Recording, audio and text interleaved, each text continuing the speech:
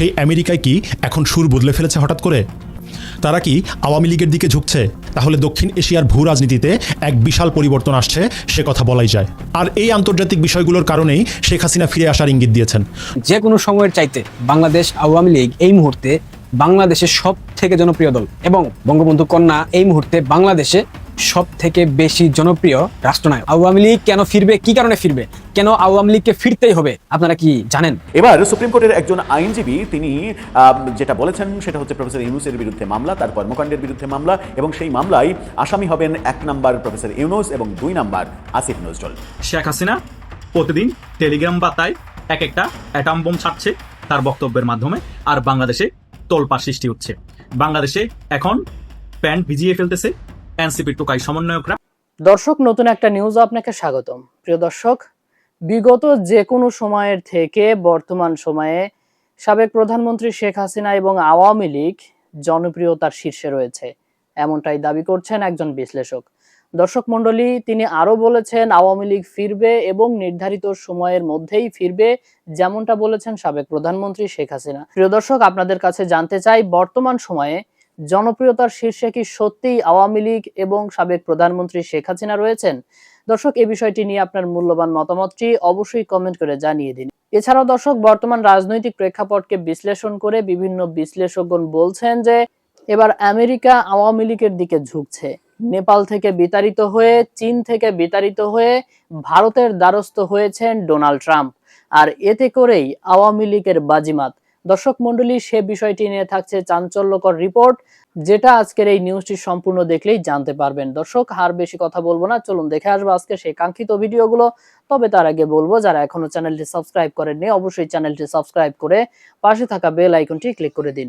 আর যারা ইতিমধ্যেই চ্যানেলটি সাবস্ক্রাইব করে রেখেছেন তাদেরকে অসংখ্য ধন্যবাদ। তো চলুন দর্শক, ভিডিওটিতে একটি লাইক দিয়ে আমরা ধারাবাহিকভাবে সবগুলো ভিডিওর আলোচনা দেখে আসি। বাংলাদেশে 5 আগস্টের পর অনেকেই ভেবেছিলেন না যে আওয়ামী লীগ আর কখনো রাজনীতিতে ফিরতে পারবে না, কমপক্ষে 20 বছর লাগবে আওয়ামী লীগ ফিরে আসতে। কিন্তু কি হলো, ঠিক 2 বছরের ব্যবধানে যে কোনো সময়ের চাইতে বাংলাদেশ আওয়ামী লীগ এই মুহূর্তে বাংলাদেশের সব থেকে জনপ্রিয় দল এবং বঙ্গবন্ধু কন্যা এই মুহূর্তে বাংলাদেশে সব থেকে বেশি জনপ্রিয় রাষ্ট্রনায়ক। অনেকেই একথা শোনার পর গালি দেবে, বটবাহিনী, জামাত, শিবির, বিএনপি দিতে পারে, বাট বাস্তবতা এটাই, এই মুহূর্তে আওয়ামী লীগের জনপ্রিয়তা সব থেকে বেশি এবং বঙ্গবন্ধু কন্যার জনপ্রিয়তা সব থেকে বেশি। বাংলাদেশের মানুষ সব থেকে বেশি শেখ হাসিনাকে মিস করে, মুখে বলুক আর না বলুক, এটাই সত্য। একটা কথা বলি আপনাদেরকে, দক্ষিণ এশিয়াতে অর্থাৎ দক্ষিণ এশিয়ার রাজনীতিতে ভারত কিন্তু দাদাবাবু।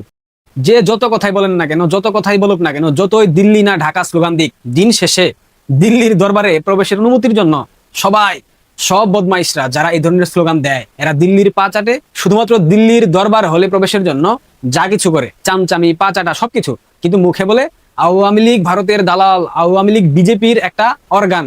এই ধরনের কথা যারা বলে তারাই মূলত বেশি দিল্লির পা চাটে, দিল্লির গোলামি করে, এবং এটাই বাস্তবতা। দক্ষিণ এশিয়ার কথা বাদ দেন, বাংলাদেশের ক্ষেত্রে ভারত অনেক বেশি গুরুত্বপূর্ণ, কারণ বাংলাদেশের ভৌগোলিক অবস্থান ভারতের ঠিক ভূগর্ভে, কিংবা যেটাকে পাকস্থলী বলতে পারেন। সুতরাং পাকস্থলী আক্রান্ত হলে পুরো দেহে সেটার প্রভাব পড়বে না, এটা তো ভাবার কারণ নাই। এবং ঠিক এ কারণেই বাংলাদেশের রাজনীতিতে ভারত অনেক বেশি গুরুত্বপূর্ণ। মূল প্রসঙ্গে আসি, আওয়ামী লীগ কেন ফিরবে, হোয়াই আওয়ামী লীগ কেন ফিরবে, কি কারণে ফিরবে, কেন আওয়ামী লীগকে ফিরতেই হবে, আপনারা কি জানেন, বুঝেন? যে যত কথাই বলুক না কেন, ভূ রাজনৈতিক বাস্তবতায় বাংলাদেশ আওয়ামী লীগকে ফিরতেই হবে, এইটার কোনো বিকল্প নাই। আসেন আপনাদেরকে সিম্পলি কয়েকটা বিষয় বুঝাই, তাহলে বুঝবেন আওয়ামী লীগ কেন বাংলাদেশের রাজনীতিতে ফিরবে এবং ফিরতে হবে। দেখেন, দক্ষিণ এশিয়ার টাইম বোম এখন বাংলাদেশ। জাপানের একটা পত্রিকাতে কয়েক মাস পূর্বে প্রকাশ হয়েছিল না, বাংলাদেশ এখন দক্ষিণ এশিয়ার টাইম বোম, এবং পরিবেশ পরিস্থিতি যা বলছে যে কোনো সময় এই বোম ফাটবে, এবং এটা ফাটলে সব থেকে বেশি ক্ষতিগ্রস্ত হবে ভারত। একথাও কিন্তু সত্য, এবং এটা ভারত খুব ভালো করেই জানে। দক্ষিণ এশিয়ার মানচিত্রের দিকে যদি আপনারা তাকান, একটা বিষয় স্পষ্ট দেখা যায়, বাংলাদেশ এবং ভারতের ভূগোল একে অপরের সাথে এমন ভাবে জড়িয়ে আছে যেটা চাইলেও আলাদা করা সম্ভব না। এটা একেবারে অসম্ভব একটা কাজ, কিন্তু তবুও এই মুহূর্তে অর্থাৎ 2026 সালে দাঁড়িয়ে ভারত বাংলাদেশ একটি বড়সড় ভূরাজনৈতিক সংকটের মুখোমুখি দাঁড়িয়েছে, যার জন্য সম্পূর্ণরূপে দায়ী জামাত, বিএনপি এবং আরো যারা মৌলবাদী শক্তি বাংলাদেশে আছে এরা। বাংলাদেশের সীমান্তবর্তী জেলাগুলোর দিকে একটু লক্ষ্য করেন, সিলেট, সুনামগঞ্জ, মৌলভীবাজার, হবিগঞ্জ, ময়মনসিংহ, নেত্রকোনা, শেরপুর, ব্রাহ্মণবাড়িয়া, কুমিল্লা, ফেনী, পার্বত্য চট্টগ্রামের খাগড়াছড়ি এবং রাঙ্গামাটি এবং বান্দরবান। এই যে দীর্ঘ সীমান্ত রেখা, এই সীমান্ত রেখার ওপারেই ভারতের উত্তর পূর্বাঞ্চল, যেটাকে আমরা 7 সিস্টার্স বলে থাকি। এই সীমান্ত অঞ্চলগুলার বাংলাদেশ অংশে যদি উগ্রবাদ, মৌলবাদ কিংবা জঙ্গি তৎপরতা বেড়ে যায়, তাহলে এইটার প্রভাব কি ভারতের জাতীয় নিরাপত্তা এবং রাজনীতির উপর পড়বে না? পড়বে কিনা? নিশ্চিতভাবেই পড়বে।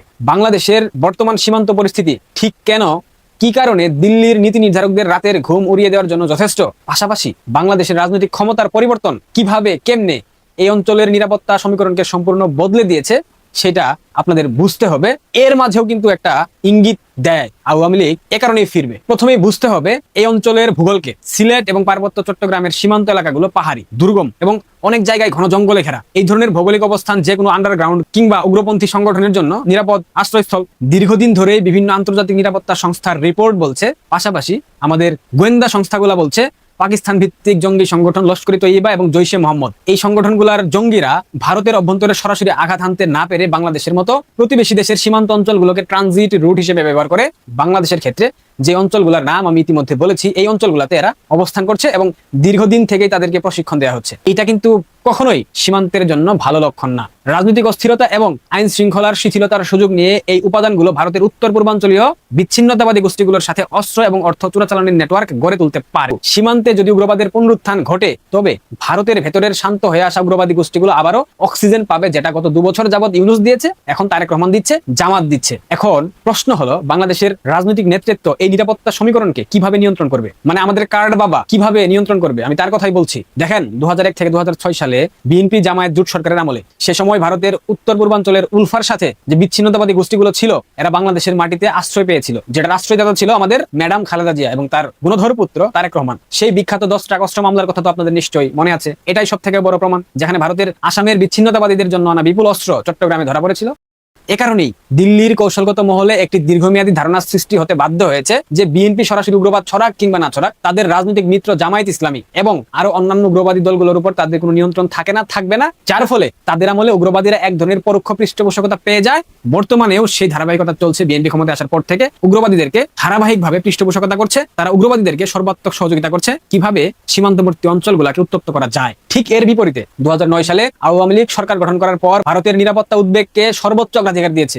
জিরো টলারেন্স টু টেরোরিজম, এই নীতির আওতায় শেখ হাসিনার সরকার ভারতের মোস্ট ওয়ান্টেড বিচ্ছিন্নতাবাদী নেতাদের গ্রেফতার করে ভারতের হাতে তুলে দিয়েছিল। নিশ্চয়ই আপনাদের মনে আছে। বাংলাদেশের মাটি ব্যবহার করে ভারতের বিরুদ্ধে কোনো সন্ত্রাসী কর্মকাণ্ড চলতে দেওয়া হয়নি, শেখ হাসিনা দেন নাই। আর ঠিক শেখ হাসিনা এই কারণেই বলেছিলেন, ভারতকে আমরা যা দিয়েছি ভারত সেটা কখনোই ভুলতে পারবে না। তিনি মূলত বুঝিয়েছিলেন, তিনি ভারতের সীমান্তবর্তী অঞ্চলগুলোর আঞ্চলিক নিরাপত্তা, আঞ্চলিক স্থিতিশীলতা নিশ্চিত করেছিলেন, 4000 কিলোমিটার সীমান্ত স্থিতিশীল রেখেছিলেন, নিরাপদ রেখেছিলেন, সর্বাত্মক সহায়তা করেছেন, সর্বোচ্চ ভূমিকা রেখেছেন। এটা নিয়ে জামাত বিএনপি মারাত্মক প্রপাগান্ডা ছড়িয়েছে, কিন্তু এটার ব্যাখ্যা কেউ কখনো তুলে ধরতে পারেনি। আর ঠিক এইসব কারণেই ভারতের জাতীয় নিরাপত্তার স্বার্থে, সেটা হোক কংগ্রেস সরকার কিংবা বিজেপি সরকার, দিল্লির কাছে সবসময় আওয়ামী লীগ একটি পরীক্ষিত এবং নির্ভরযোগ্য মিত্র হিসেবে বিবেচিত হয়েছে, এখনো হচ্ছে এবং ভবিষ্যতেও হবে। আওয়ামী লীগের বিকল্প ভারতের কাছে আর কোনো কিছু নাই। ভারত নিজেদের আঞ্চলিক নিরাপত্তা, বিশেষ করে 7 সিস্টার্স এর স্থিতিশীলতা রক্ষা করবার জন্য বাংলাদেশে একটি ভারত বান্ধব এবং ধর্মনিরপেক্ষ সরকারের উপস্থিতি অত্যন্ত জরুরি। এটা তারা সবসময় চেয়েছে এবং বর্তমান রাজনৈতিক বাস্তবতায় ভারত বুঝতে সক্ষম হয়েছে। উগ্রবাদ দমনে আওয়ামী লীগের কোনো কার্যকর বিকল্প বাংলাদেশে নেই। বিএনপি কখনোই সে বিকল্প হতে পারবে না। বাংলাদেশকে যদি উগ্রবাদ এবং মৌলবাদের হাত থেকে রক্ষা করতে হয়, তবে তা কেবল ভারতের নিরাপত্তার জন্য নয়, ভারতের দীর্ঘমেয়াদে স্থিতিশীলতার জন্য অনেক বেশি গুরুত্বপূর্ণ। বাংলাদেশের নিজস্ব অস্তিত্ব, অর্থনৈতিক প্রবৃদ্ধি এবং সার্বভৌমত্বের প্রশ্নে আওয়ামী লীগের বিকল্প কোনো দল নাই। উগ্রবাদ যে কোনো দেশের জন্য একটা আত্মঘাতী পথ। বাংলাদেশের সীমান্ত অঞ্চলে শান্তি এবং স্থিতিশীলতা বজায় রাখা এবং পিছিয়ে পড়া তরুণ সমাজকে শিক্ষার আলোয় আলোকিত করে মূলধারায় ফিরিয়ে আনাই হবে এই সংকটের স্থায়ী সমাধান। ভারতের আঞ্চলিক স্থিতিশীলতা, ভারতের সীমান্তবর্তী অঞ্চলের নিরাপত্তা, এই সব কিছুর জন্য বাংলাদেশে আওয়ামী লীগের বিকল্প কোনো সরকার নাই। কারণ আগেই বলেছি, দক্ষিণ এশিয়ার দাদাবাবু ভারতবর্ষ। মানেন কিংবা না মানেন, যতই দিল্লি না ঢাকা স্লোগান দেন, ভারত ভারতই। সুতরাং আওয়ামী লীগ কেন ফিরবে, কি কারণে ফিরবে, কেন আওয়ামী লীগকে ফিরতেই হবে, কেন ফেরাটা জরুরি, কাদের জন্য ফেরাটা জরুরি, সেটা আপনারা বুঝতে সক্ষম হয়েছেন। রাজনীতিতে শেষ কথা বলে কিছু নেই, আবার ভূ রাজনীতিতে স্থায়ী শত্রু কিংবা মিত্র নেই। একসময় যারা আওয়ামী লীগকে হটিয়ে গণতন্ত্র ফেরাতে মরিয়া ছিল, সেই আমেরিকায় কি এখন সুর বদলে ফেলেছে হঠাৎ করে? তারা কি আওয়ামী লীগের দিকে ঝুঁকছে? যদি তাই হয়, তাহলে দক্ষিণ এশিয়ার ভূ রাজনীতিতে এক বিশাল পরিবর্তন আসছে, সে কথা বলাই যায়। সম্প্রতি শেখ হাসিনা বলেছেন তিনি 6 মাসের মধ্যে মাথা উঁচু করে দেশে ফিরবেন। কেন বলেছেন? আজ আমরা এই কথার পেছনের জিওপলিটিক্যাল স্টোরি বুঝতে চেষ্টা করব।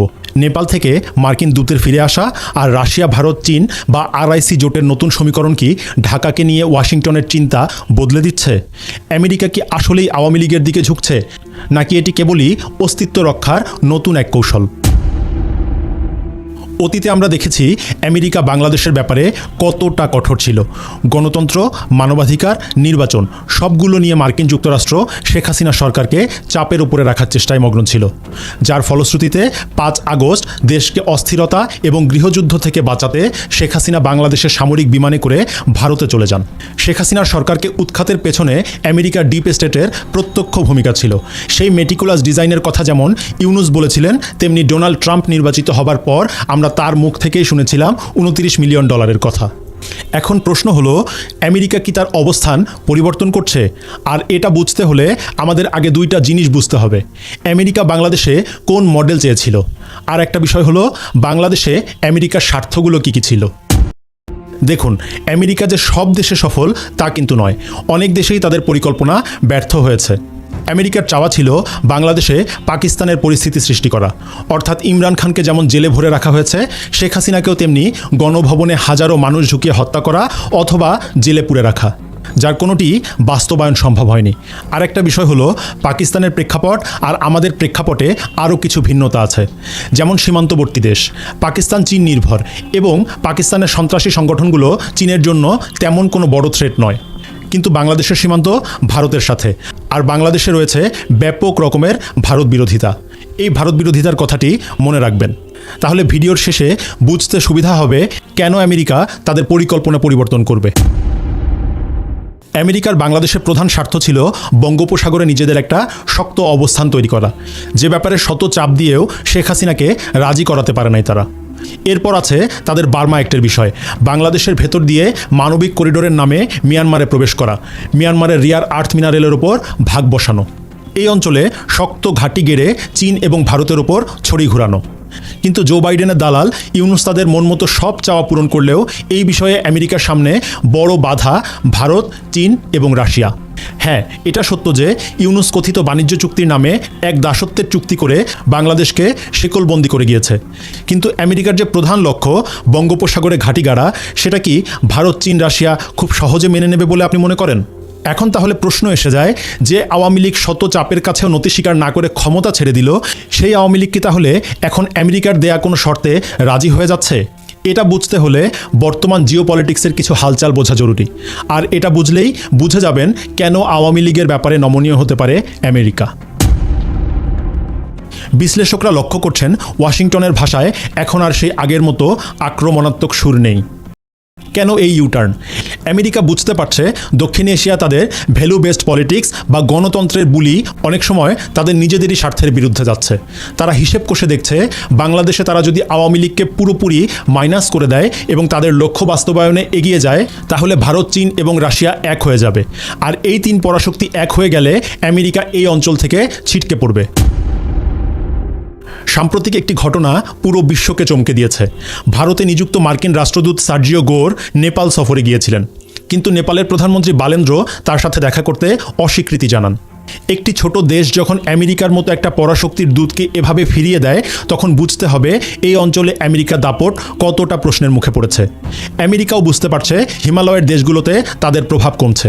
এখন যদি বাংলাদেশেও তারা একই রকমের ভুল করে এবং পুরোপুরি জনবিচ্ছিন্ন হয়ে পড়ে, তবে এই অঞ্চলে তাদের দাঁড়ানোর আর কোনো জায়গা থাকবে না। নেপালের এই না আমেরিকার নীতি নির্ধারকদের বাংলাদেশের রাজনীতি নিয়ে নতুন করে ভাবতে বাধ্য করছে। ভিডিও শুরুতেই বলেছিলাম ভারত বিরোধিতা কথাটি মনে রাখতে। বাংলাদেশের নিকটতম প্রতিবেশী দেশ হলো ভারত। আমরা সবাই একটা জিনিস জানি যে এই অঞ্চলে ভারতকে ওভারটেক করে কোনো কিছুই করা সম্ভব না, হোক সেটা আমেরিকা বা অন্য কোনো সুপার পাওয়ার। আর ভারতের পরীক্ষিত মিত্র আওয়ামী লীগ। ভারত খুব ভালো করেই এইটুকু অনুধাবন করে যে বাংলাদেশে আওয়ামী লীগের শক্তিশালী কোনো বিকল্প নেই। দিল্লি বিশ্বাস করে আওয়ামী লীগ ক্ষমতায় থাকলে বা রাজনৈতিকভাবে সক্রিয় থাকলে বাংলাদেশের স্থিতিশীলতা বজায় থাকে। এখন হয়তো আপনার মনে প্রশ্ন জাগতে পারে যে আমেরিকা যে বাংলাদেশের সাথে এত চুক্তি করলো সেগুলোর কি হবে। দেখুন, আমেরিকার অর্থনীতির যে আকার, তার কাছে বাংলাদেশের সাথে করা চুক্তিগুলো কি খুব বড় কোনো ডিল তাদের জন্য? 24শে মে আমেরিকার পররাষ্ট্রমন্ত্রী মার্কো রুবিও ভারত সফরে আসার কথা রয়েছে, কিন্তু তিনি সবাইকে অবাক করে দিয়ে একদিন আগেই ভারত সফরে এসেছেন। সেখানে ভারত এবং আমেরিকার মাঝে উচ্চ পর্যায়ের আলোচনা অনুষ্ঠিত হবে, আর নিশ্চিতভাবেই সেখানে বাংলাদেশের প্রসঙ্গ এবং আওয়ামী লীগের প্রসঙ্গ উঠে আসবে। সেক্ষেত্রে ভারত হয়তো আমেরিকাকে বাংলাদেশ বিষয়ে শর্ত দিতে পারে। আপনার কি মনে হয় বাংলাদেশে কোনো আত্মঘাতী সিদ্ধান্ত নিয়ে আমেরিকা ভারতের মতো একটি বৃহৎ শক্তি, বড় বাজার এবং এই অঞ্চলে তাদের সবথেকে শক্তিশালী মিত্রের সাথে সম্পর্ক নষ্ট করবে? যখন নেপাল হাতছাড়া হচ্ছে, মালদ্বীপে প্রভাব কমছে, তখন বৃহৎ স্বার্থে দিল্লি এবং ওয়াশিংটন আওয়ামী লীগের ব্যাপারে এক বিন্দুতে এসে মিলিত হতে পারে। এখানে মূল কারণটির নাম RIC, অর্থাৎ রাশিয়া, ইন্ডিয়া এবং চায়না। এই তিন দেশ একটা বিষয়ে একমত: দক্ষিণ এশিয়ায় পশ্চিমাদের মোড়লগিরি তারা মেনে নেবে না। রাশিয়া এবং চীন তো বটেই, এমনকি ভারতও চায় না বাংলাদেশে আমেরিকার অতিরিক্ত প্রভাব থাকুক। দেখুন, ইরান যুদ্ধের কারণে আমেরিকা এমনিতেই এই মুহূর্তে ব্যাকফুটে আছে। আমেরিকা যদি বাংলাদেশে অতিরিক্ত বল প্রয়োগের চিন্তা করে আর যদি হিতে বিপরীত হয়, তাহলে বঙ্গোপসাগরে আমেরিকার প্রভাব চিরতরে বিলীন হতে পারে। আর এই ভয় থেকেই হয়তো আমেরিকা এখন আওয়ামী লীগের সাথে একটি ওয়ার্কিং রিলেশন বা সমঝোতায় আসার চেষ্টা করছে।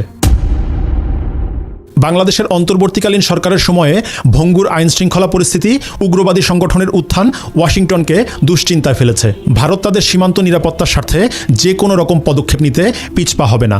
আর এই বেলায় যদি সামনে আমেরিকাও এসে দাঁড়ায়, তবুও ভারত সামনে পেছনে কিছুই চিন্তা করবে না। এই ইস্যুতে ভারত রাশিয়া এবং চীনকেও পাশে পাবে।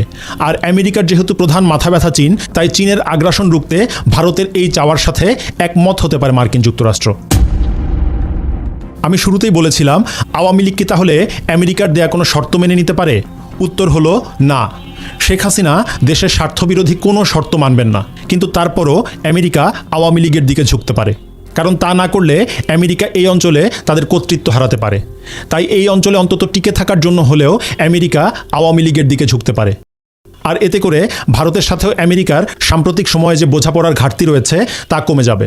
আমেরিকা হয়তো ভালোবেসে আওয়ামী লীগের দিকে ঝুঁকছে না, বরং তারা বাধ্য হচ্ছে। নেপালের অপমান, RIC জোটের উত্থান আর ভারতের শর্তের কাছে নতি স্বীকার করেই তারা তাদের স্ট্র্যাটেজি পরিবর্তন করতে পারে। আর এই আন্তর্জাতিক বিষয়গুলোর কারণেই শেখ হাসিনা ফিরে আসার ইঙ্গিত দিয়েছেন। শেখ হাসিনা প্রতিদিন টেলিগ্রাম বার্তায় এক একটা অ্যাটম বোম ছাড়ছে তার বক্তব্যের মাধ্যমে, আর বাংলাদেশে তোলপাড় সৃষ্টি হচ্ছে। বাংলাদেশে এখন প্যান্ট ভিজিয়ে ফেলতেছে এনসিপি টোকাই সমন্বয়করা এবং জামাত ইসলামীর কর্মীরা। বিএনপিও কিন্তু পিছিয়ে নেই। বিএনপি সরকারের মন্ত্রীরা এখন শেখ হাসিনার বক্তব্য শুনে ভয়ে আবল তাবল বকা শুরু করে দিয়েছে। এবং বাংলাদেশের যিনি এখন বর্তমান স্বরাষ্ট্রমন্ত্রী আছেন সালাউদ্দিন সাহেব, তিনিও এখন সুনরম করে বলছে শেখ হাসিনা বাংলাদেশে ফিরতে কোনো বাধা নেই, বাংলাদেশে ফিরে তিনি আইনি মোকাবেলা করতে পারবেন। আরে ভাই, শেখ হাসিনা যদি বাংলাদেশে ফিরে, তিনি কি সকল রুলস এন্ড রেগুলেশন মেনে বাংলাদেশে ফিরে আপনাদের মনে হয়? শেখ হাসিনা বাংলাদেশে ফিরার সাথে এই সকল টোকাই সমন্বয়করা কোথায় যাবে গা?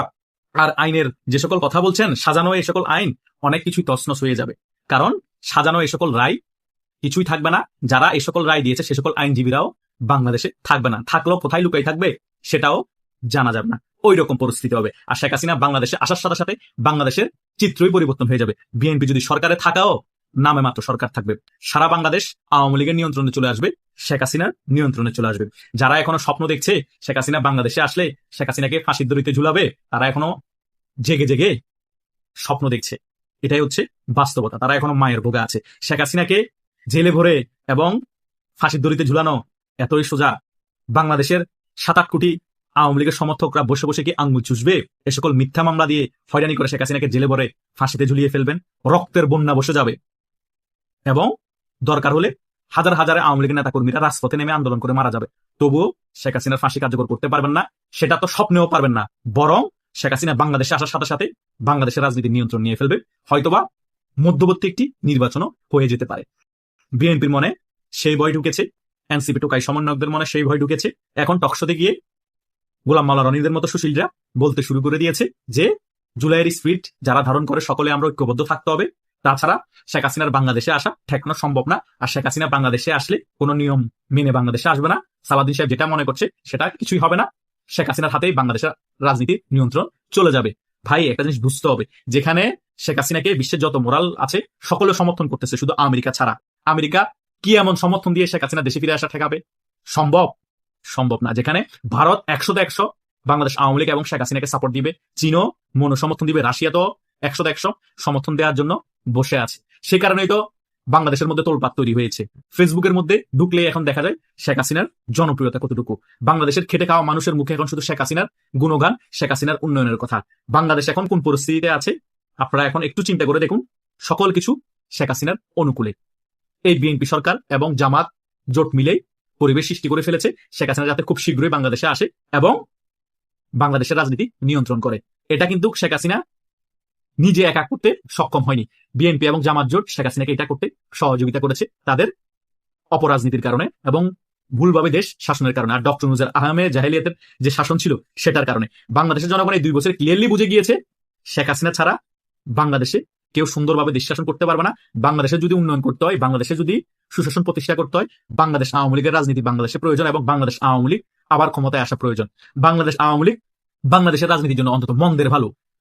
টাকা পয়সা যদি কিছু লুটপাট করেও অন্তত দেশের জন্য উন্নয়নমূলক কাজ করে। কিন্তু এই বিএনপি জামাত বলে নাই এবং ডক্টর যে সরকার ছিল তারা বলে, তারা তো দেশের ছিটে ফোটা উন্নয়ন করে নাই, বরং যে টাকাগুলো ছিল বিভিন্ন মন্ত্রণালয়ে সে টাকাগুলো সকল কিছু লুটপাট করে বিদেশে পাচার করেছে। এখন তো সকল কিছু আমরা বিভিন্ন মিডিয়ায় দেখতে পাচ্ছি।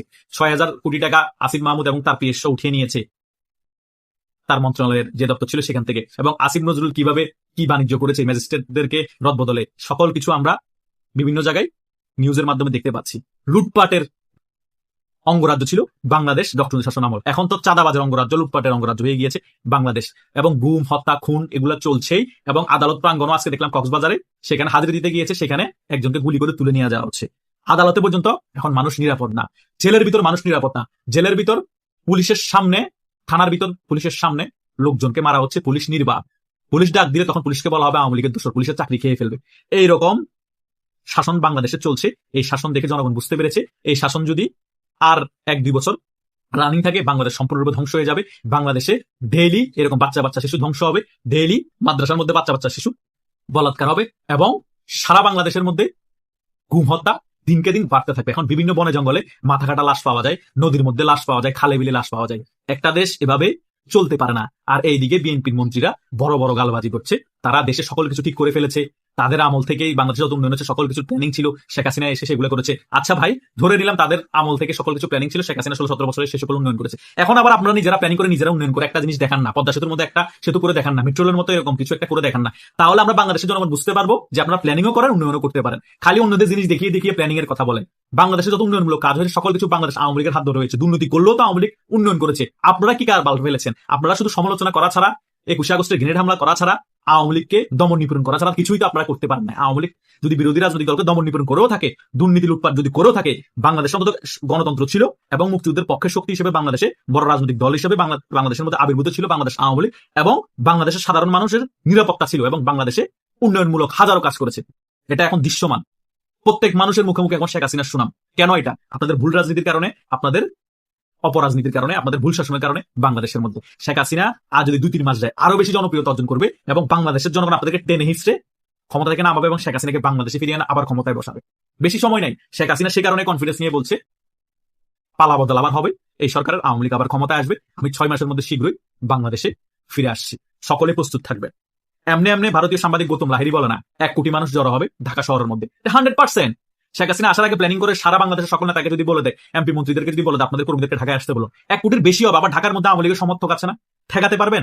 পারবেন না। আইন শৃঙ্খলা বাহিনী এখন ভালোভাবে ক্লিক করছে না, সেনাবাহিনী ব্যারাকে ফিরে যাবে, বিজিবি বিজি থাকবে সীমান্তের মধ্যে, বিএসএফ এর সাথে অলরেডি বিভিন্ন ভেজাল চলছে। সেই কারণে তো আপনারা কি করবেন? জামাতের মিলিটেন্ট বাহিনী নামাবেন? কাজ হবে না ভাই, মায়ের চোটে পায়খানা করে ফেলবে আওয়ামী লীগের নেতা কর্মীরা। সামনে এরকম পরিস্থিতি আসতেছে, যতই জঙ্গি হামলা করার চেষ্টা করুক কোনো কাজ হবে না। শেখ হাসিনা বাংলাদেশে ফিরে আসলে সকল কিছুই চেঞ্জ হয়ে যাবে। সো প্রস্তুত থাকেন, শেখ হাসিনা বাংলাদেশে ফিরছে, বাংলাদেশে আরেকটি পালাবদল হতে যাচ্ছে। প্রিয় দর্শক, আমি আশা করছি সবগুলো ভিডিওই আপনি মনোযোগ সহকারে দেখেছেন।